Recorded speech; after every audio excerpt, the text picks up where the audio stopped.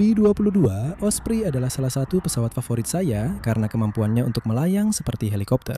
Dan kemudian bertransisi untuk terbang maju sebagai pesawat bersayap tetap, memungkinkannya untuk mendarat hampir di mana saja. Sebenarnya saya telah membuat beberapa pesawat lepas landas dan mendarat vertikal selama 10 tahun terakhir, yang menyerupai Osprey, dengan motor ujung sayap khas yang berputar saat pesawat bertransisi. Tapi sudah cukup lama sejak proyek VTOL terakhir saya. Jadi di video ini, saya akan mengajak Anda mengikuti proses saya merancang dan membangun setiap komponen dari pesawat VTOL kendali jarak jauh. Saya memilih untuk membuat badan pesawat dari plastik yang diperkuat serat kaca karena ringan dan cukup tahan lama jika terjadi pendaratan keras atau kecelakaan. Satu-satunya masalah adalah lembaran ini hanya setebal 1 mm. Tapi dengan tambahan beberapa bagian yang dicetak 3 dimensi, kekakuannya bisa sangat ditingkatkan. Bagian belakang badan pesawat akan menggunakan tabung serat karbon lurus saja, karena tidak ada yang perlu dipasang di belakang sayap, kecuali kemudi dan elevator, yang membuat pesawat ini terlihat lebih seperti helikopter model daripada pesawat terbang. Langkah berikutnya adalah menambahkan spar sayap utama yang menggunakan tabung serat karbon yang sama seperti ekornya. Dan ini dijepit bersama dengan beberapa komponen hasil cetak 3 dimensi dan beberapa lembar fiberglass tambahan untuk menambah kekuatan, yang akan memberikan sudut dihedral ke atas pada sayap sebesar 8 derajat. Kemudian spar sayap bisa dipasang ke badan pesawat dan dikunci posisinya dengan beberapa baut, sehingga membentuk rangka yang kuat namun ringan. Ini penting untuk jenis pesawat VTOL seperti ini, karena saat melayang, seluruh berat pesawat ditopang oleh ujung sayap. Berbeda dengan pesawat biasa, di mana sayap memiliki daya angkat yang tersebar di sepanjang bentangnya. Ngomong-ngomong soal gaya angkat dari ujung sayap, mari kita lanjut ke dudukan motor. Di masa lalu, saya telah bereksperimen dengan beberapa mekanisme berbeda untuk memiringkan motor. Seperti konfigurasi 2 servo pertama saya, di mana 1 servo besar digunakan untuk memiringkan saat transisi, dan 1 servo kecil digunakan untuk mengontrol saat melayang. Yang sebenarnya cukup berhasil, tapi juga cukup berat. Jadi pada VTOL kedua saya benar-benar memasang motor langsung ke 1 servo yang melakukan transisi, kemiringan, dan kontrol melayang sekaligus. VTOL ketiga saya juga menggunakan 1 servo tapi memindahkan rotasi melalui sepasang roda gigi untuk mengurangi beban pada bantalan servo. Dan akhirnya VTOL keempat saya yang menggunakan 1 servo untuk memiringkan kedua motor melalui sebuah poros yang melewati sayap yang cukup ringan tetapi tidak ideal karena motor-motornya tidak bisa miring secara independen. Jadi kontrol saat melayang sangat terbatas. Karena pesawat ini hanya memiliki 2 motor, ini seperti mencoba menjaga keseimbangan di atas bangku berkaki 2. Jadi, agar pesawat bisa mengontrol sumbu pitch saat melayang, ia harus memiringkan motor-motor ini ke depan dan ke belakang. Ini bekerja dengan menciptakan jarak antara garis dorong dan pusat massa, sehingga pesawat berputar. Dan semakin cepat motor ini bisa berputar, berarti sumbu pitch akan semakin responsif. Dan oleh karena itu, setelah dikendalikan oleh giroskop, pesawat akan menjadi lebih stabil. Jadi, mekanisme kemiringan ini dirancang agar seringan mungkin, dengan servo yang dipasang pada spar sayap untuk mengurangi massa bagian yang berputar, sehingga diharapkan bisa menjadi seresponsif mungkin secara mekanis.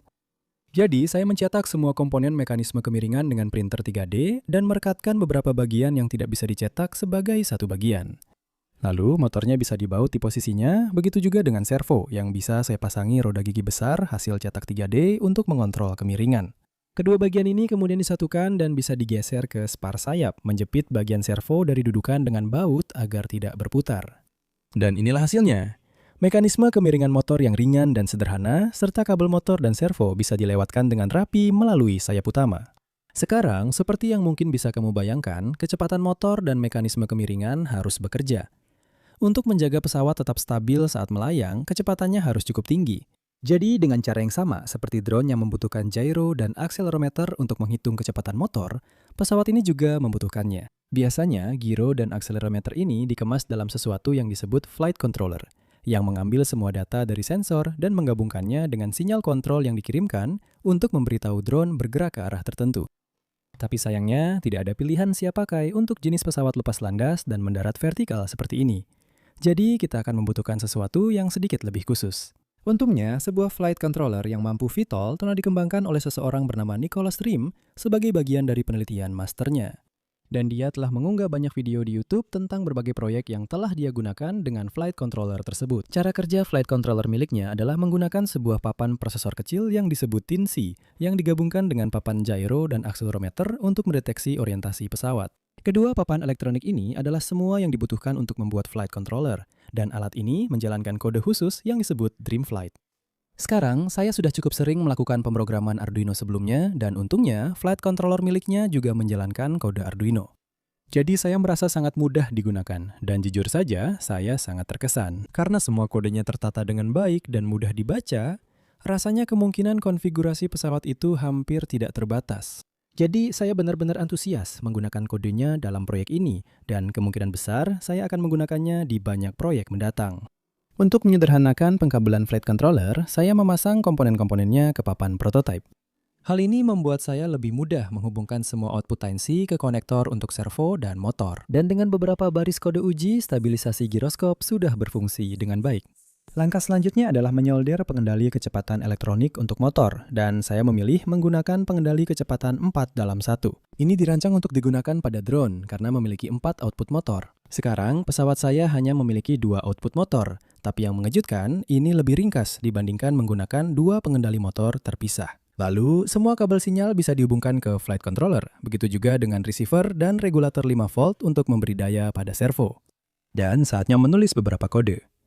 Ini adalah kode mixing utama yang saya tulis khusus untuk pesawat ini. Dan jika Anda tertarik untuk mempelajari cara kerjanya, ini sangat mirip dengan kode mixing yang saya tulis untuk VTOL saya sebelumnya, yang akan saya bagikan tautannya di deskripsi di bawah. Setelah semua arah motor dan servo dikonfigurasi, saya memasang beberapa baling-baling untuk memeriksa seberapa baik sistem ini mengkoreksi setiap gerakan eksternal.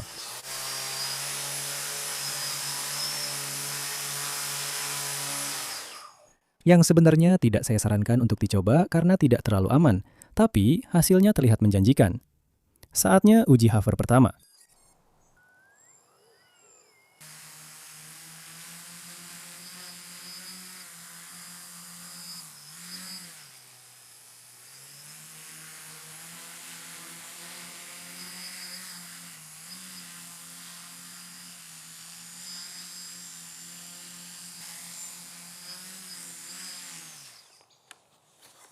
Percobaan pertama. Sebenarnya berhasil terbang di percobaan pertama dan sebentar lagi akan turun hujan, jadi sebaiknya saya masuk ke dalam.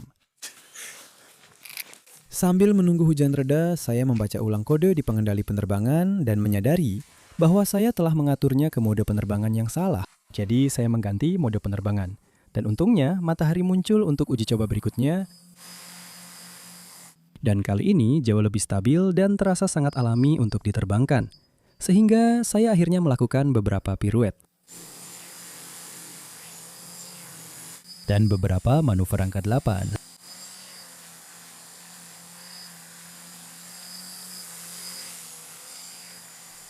Dan kemudian mendarat sebelum saya sempat menabrakannya. Sekarang, yang perlu kita lakukan hanyalah menambahkan sayap dan ekor ke benda ini dan melihat bagaimana ia terbang sebagai pesawat. Seperti yang bisa Anda bayangkan, sayap pada pesawat VTOL sangatlah penting. Karena, tidak seperti pesawat konvensional yang menggunakan landasan pacu untuk lepas landas dan mendarat, pesawat VTOL harus melakukan semuanya saat sudah berada di udara. Ini berarti pesawat harus berakselerasi dari kecepatan udara 0 hingga kecepatan jelajah sehalus mungkin. Dan juga melambat dari kecepatan jelajah hingga melayang sehalus mungkin. Untungnya, ada sebuah situs web bernama airfoiltools.com yang mencantumkan banyak sekali aerofoil berbeda serta data daya angkat dan hambatnya, yang membantu saya memutuskan mana yang saya butuhkan. Setelah membandingkan banyak aerofoil, saya memutuskan untuk menggunakan NACA 4412 karena grafik koefisien daya angkat terhadap sudut serangnya sangat linear, antara -5 hingga +9 derajat sudut serang. Dan karena saya akan memasang sayap dengan sudut positif 3 derajat, pesawat akan bisa memiringkan hidung ke atas atau ke bawah 6 derajat ke kedua arah tanpa menghasilkan daya angkat negatif atau mengalami stall. Sebagai contoh, berikut adalah sayap yang kurang diinginkan, di mana koefisien daya angkatnya turun drastis di bawah 0 derajat sudut serang. Jadi sekarang bentuk aerofoil sudah dipilih. Apa cara terbaik untuk membuat sayapnya? Nah, di masa lalu, saya pernah mencetak tulang rusuk sayap dengan printer 3D dan melipat papan busa di sekitarnya untuk membentuk bentuk aerofoil yang kasar. Tapi biasanya ini tidak terlalu akurat karena papan busa mulai berubah bentuk di sekitar tulang rusuk hasil cetak 3D itu.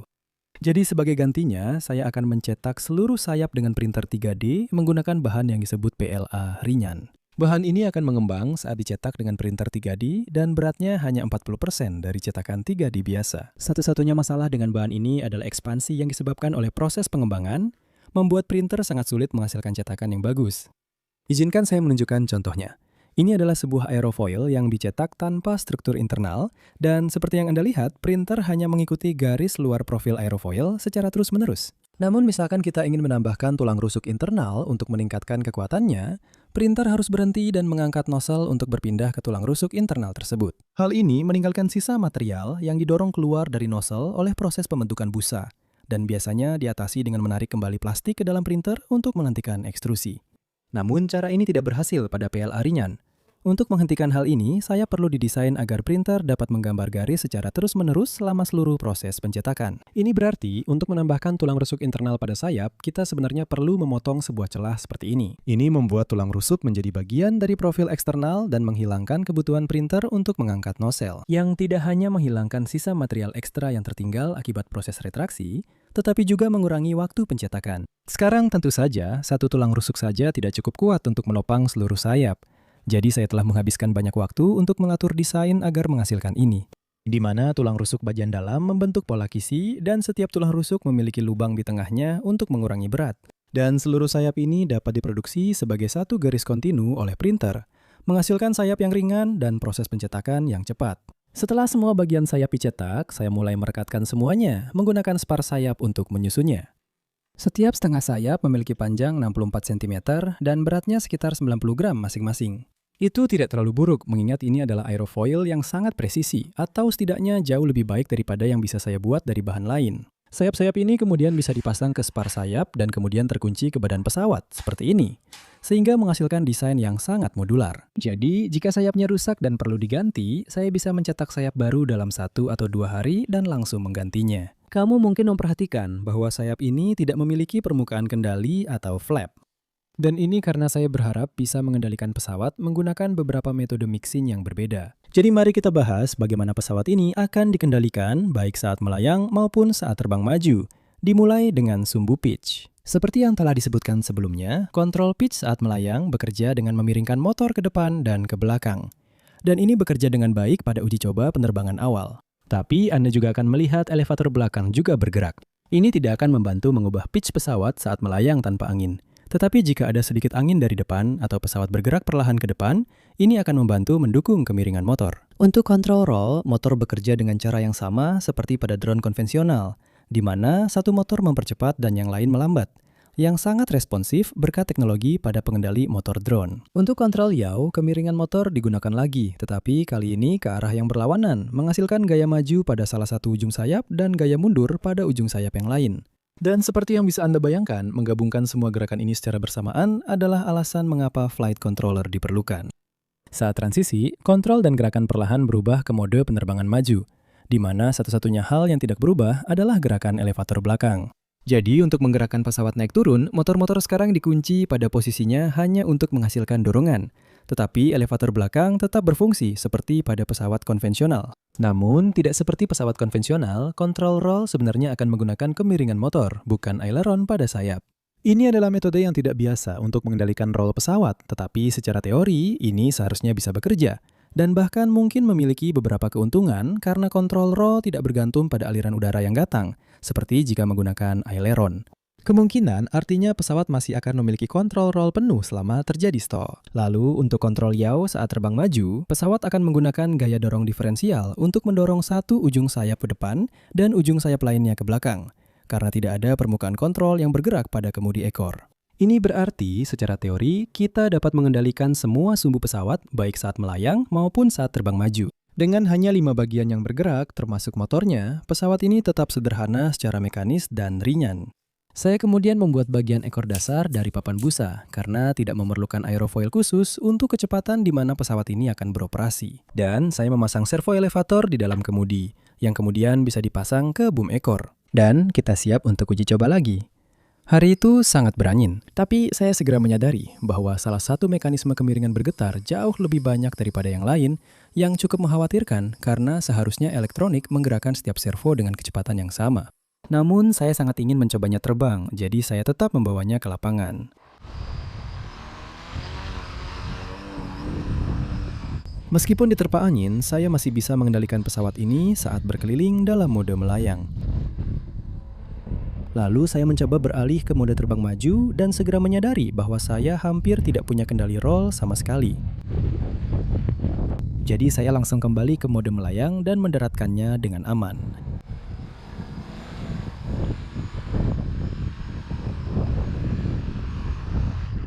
Saat saya pulang ke rumah, saya menyadari salah satu servo tilt tidak bergerak secepat yang lain dan menjadi cukup panas.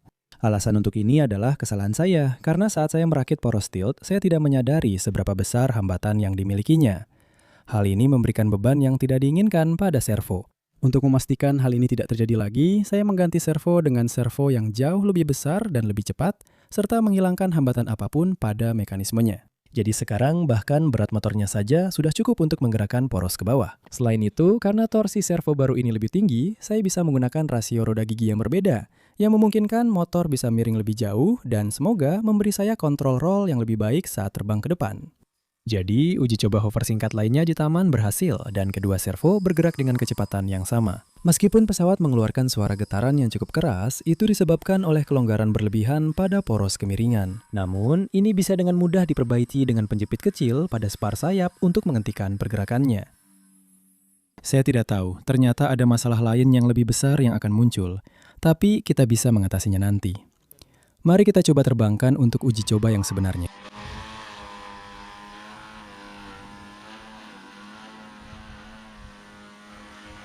Menyalakan saklar transisi di pengendali saya terasa hampir mulus. Saat pesawat melaju menjauh dari saya dan dengan servo baru, kontrol roll bekerja dengan sangat baik. Jujur saja, pesawat ini terbang seperti pesawat radio kontrol 4 kanal biasa. Tapi satu hal yang tidak saya duga adalah hambatan udara yang rendah pada pesawat ini membuatnya sangat sulit untuk melambat saat ingin melayang. Untungnya, dalam mode melayang, saya bisa menerbangkannya kembali ke arah saya seperti helikopter. Transisi keluar berikutnya agak sedikit berisiko karena saya mengatur kecepatan transisi untuk memutar motor dalam waktu sekitar 3 detik. Yang mana terlalu cepat dan menyebabkan hidung pesawat menunduk. Dan juga saya perlu berlatih transisi masuk karena mengangkat hidung pesawat untuk mengurangi kecepatan menyebabkan hilangnya daya angkat secara cepat saat sayap mengalami stall. Jadi, apa yang terjadi dengan gelombang di sayapnya? PLA ringan yang digunakan untuk mencetak sayap mulai meleleh pada sekitar 200 derajat Celcius dan dicetak dengan printer 3D pada sekitar 245 derajat Celcius. Namun, PLA bisa mulai melengkung pada suhu 50 derajat saja. Saya tidak menyangka akan melengkung secepat itu, apalagi di Inggris. Tapi mungkin warnanya yang gelap dan doff juga tidak membantu. Solusi termudah untuk ini adalah mencetak sayap dengan bahan berwarna putih. Tapi, misalnya, saya meninggalkannya di mobil pada hari yang panas. Itu juga bisa menyebabkan sayap meleleh meskipun tidak terkena sinar matahari langsung. Jadi, saya perlu mendesain ulang sayapnya. Sayap baru ini memiliki 2 kali jumlah tulang rusuk internal. Artinya, kulit luar sayap lebih baik didukung. Tapi, saya juga mendesain ulang lubang-lubang di tulang rusuk agar lebih sesuai dengan kontur aerofoil, bukan lubang berbentuk lingkaran. Hal ini mengakibatkan peningkatan berat sebesar 5,5%, tapi semoga bisa mengurangi terjadinya pelengkungan. Saya juga mencetak desain lain yang memiliki tambahan tulang rusuk di sepanjang rentang sayap. Tapi desain ini 20% lebih berat dibandingkan desain pertama. Jadi kita perlu melihat bagaimana semuanya bertahan di bawah sinar matahari. Dengan suhu sekitar 34 derajat Celcius, saya menyiapkan ketiga desain sayap serta versi putih dari desain kedua dan melepas peneduh untuk mengekspos sayap-sayap tersebut ke matahari. Dan dengan sangat cepat, sayap yang lebih gelap mencapai batas di mana PLA mulai melengkung, sedangkan sayap putih tidak pernah melebihi 40 derajat. Setelah sekitar 30 menit di bawah sinar matahari, terlihat jelas bahwa desain pertama sangat melengkung, tetapi dua desain baru tetap kuat. Jadi saya memilih untuk mencetak desain kedua dengan bahan putih karena hanya sedikit lebih berat dari desain pertama. Tapi seharusnya bisa bertahan pada hari-hari panas yang jarang terjadi di sini, di Inggris. Saya juga memindahkan servo elevator belakang dari ekor dan memasangnya di dalam badan pesawat untuk memajukan pusat massa. Ini membuat berat akhir pesawat menjadi 1,26 kg. Yang tidak menjadi masalah untuk motor-motor ini karena masing-masing mampu menghasilkan hampir 2,5 kg daya dorong. Dan ini adalah motor yang sama yang saya gunakan untuk menggerakkan sepeda listrik di video saya sebelumnya. Juga dengan bentang sayap 1,3 meter, beban sayapnya kira-kira sama dengan Carbon Cup radio control ini. Tapi saya yakin kita semua setuju kalau VTOL ini jauh lebih keren. Dengan sayap baru terpasang, pesawat ini bahkan tidak merasakan kenaikan berat yang sedikit itu. Dan transisi ke penerbangan maju benar-benar mulus karena daya angkat yang tinggi dan kecepatan stall yang rendah. Saya selalu merasa sulit untuk merangkum performa sebuah pesawat yang saya rancang dan bangun sendiri. Karena tentu saja, saya akan subjektif dan mengatakan pesawat ini terbang dengan sangat baik. Pesawat ini memang punya kekurangan, seperti tidak adanya flap yang membuatnya sulit untuk melambat saat kembali ke mode hover. Dan baterai yang terbuka di bagian depan mungkin bukan ide terbaik jika terjadi kecelakaan. Jadi mungkin nanti saya akan membuat pelindung aerodinamis di sekitarnya. Selain itu, mungkin terlihat seperti ide buruk hanya memiliki satu permukaan kontrol yang bergerak di elevator. Karena jika terjadi kegagalan motor, pesawat tidak akan bisa berbelok. Tapi sejujurnya, jika motor gagal saat melayang, pesawat itu tetap akan jatuh. Dan drone juga sepenuhnya bergantung pada motor mereka. Jadi jika dibandingkan dengan pesawat VTOL saya yang lain, ini jelas yang terbaik sejauh ini. Pesawat VTOL sebelumnya tidak memiliki kontrol yaw saat melayang. Dan luas sayap yang kecil juga membuatnya agak sulit diterbangkan saat terbang maju. VTOL sebelum itu sangat berat karena spar sayap aluminium, mekanisme tilt yang berat, dan aerofoil foam board yang buruk. Saya harus mengakui, meskipun VTOL sebelum itu adalah favorit saya untuk diterbangkan, pesawat itu memiliki sayap aerofoil yang bagus, karena saya membeli sayapnya dari sebuah kit, dan kemiripannya dengan Osprey cukup keren. Dan akhirnya, VTOL versi pertama saya, yang tidak akan saya bahas lebih dalam, seperti yang bisa Anda lihat, itu pada dasarnya adalah bus terbang. Jadi, menerapkan semua hal yang telah saya pelajari selama beberapa tahun terakhir untuk membangun VTOL baru ini benar-benar sepadan. Mulai dari motor ringan, mekanisme kemiringan, dan sayap hasil cetak 3D yang presisi, hingga teknologi motor drone terbaru. Saya yakin saya akan kembali mengerjakan ini lagi suatu saat nanti ketika teknologi drone dan kemampuan printer 3D semakin berkembang. Tapi sejauh ini adalah seri terlama di saluran YouTube saya, dengan video VTOL pertama diunggah pada tahun 2013. Sejak saat itu, saluran ini benar-benar berkembang. Terima kasih kepada kalian semua yang ingin mengikuti proyek-proyek saya. Dan minggu lalu, jumlah kalian yang berlangganan saluran ini telah melebihi 1 juta, yang sejujurnya sangat luar biasa, dan saya tidak bisa cukup berterima kasih kepada kalian semua. Saya harap kalian merasa proyek dan video ini menarik dan mungkin bahkan belajar sesuatu darinya. Sebagian besar pekerjaan desain dilakukan pada bulan Desember dan Januari, di mana saya mungkin menghabiskan sekitar 3 atau 4 minggu hanya untuk mendesain sayapnya. Tapi saya pikir ini waktu yang tepat untuk menyelesaikan proyek ini dan mengunggah videonya tepat waktu untuk pencapaian 1 juta subscriber. Jadi terima kasih banyak sudah berlangganan, terima kasih banyak sudah menonton. Dan sampai jumpa di video berikutnya, selamat tinggal.